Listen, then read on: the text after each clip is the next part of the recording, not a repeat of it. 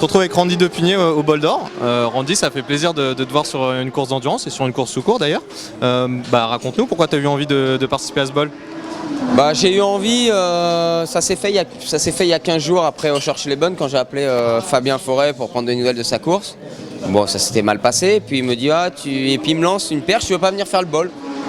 Et je lui ai dit ouais, mais il n'y a pas de place. Il me dit si, normalement un des deux pilotes du team va partir, donc on cherche un pilote et tout.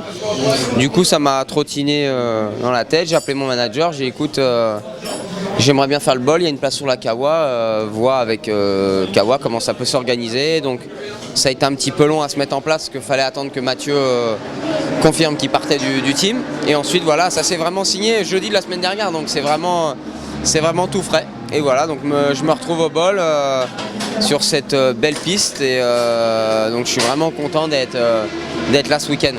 Le bol, c'est une épreuve que tu regardais quand tu étais gosse, que tu suis depuis longtemps? Oui, je suis depuis longtemps, j'ai beaucoup suivi parce que mon père a fait des podiums au bol d'or, aux 24 heures du Mans.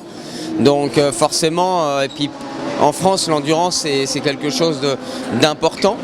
Et voilà, je m'étais dit qu'un jour je ferais le bol d'or, le Mans et Suzuka. J'avais fait Suzuka il y a 2 ans, et là il y a eu une opportunité pour faire le bol d'or dans de bonnes conditions et au Castellet. C'est ce qui a aussi pesé dans la balance. Donc j'espère vraiment pouvoir faire une belle course. Alors on sait que tu es pilote de développement aussi pour une marque en MotoGP autrichienne. Quand tu arrives sur cette moto d'endurance, voilà, ça n'a rien à voir, j'imagine. Non, ça n'a rien à voir, et les premiers tours de roue m'ont fait, ça a été vraiment bizarre. Tant moto que pneus, j'avais vraiment du mal à me sentir bien, et au fur et à mesure des tours et des séances d'essai, j'ai pris mon rythme, et là aujourd'hui je me sens bien sur la moto, donc il n'y a pas de souci pour la course.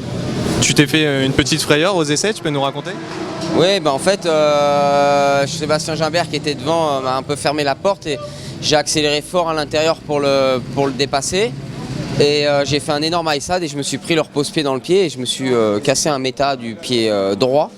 Donc assez douloureux, et les kinés ont bien bossé, et en ayant strappé tout ça pendant la séance de nuit hier, j'ai rien senti sur la moto, donc c'est le principal. Cette séance de nuit, comment c'est de rouler la nuit? Franchement c'était sympa. J'avais roulé au Qatar en MotoGP, mais sur une piste éclairée vraiment comme le jour, sans phare par contre. Là il y a des phares un peu moins éclairés, mais on y voit quand même pas mal, et je me suis vraiment fait plaisir, j'ai bien aimé. L'objectif samedi à 15h, voilà, ça va forcément être de viser la victoire quand on a une équipe comme le team Kawasaki SRC, mais c'est aussi de se faire plaisir avec justement cette course d'équipe, cette endurance, avec ton copain Fabien Forêt. Oui, avec Fabien et Grégory, je pense qu'on est un des meilleurs équipages maintenant.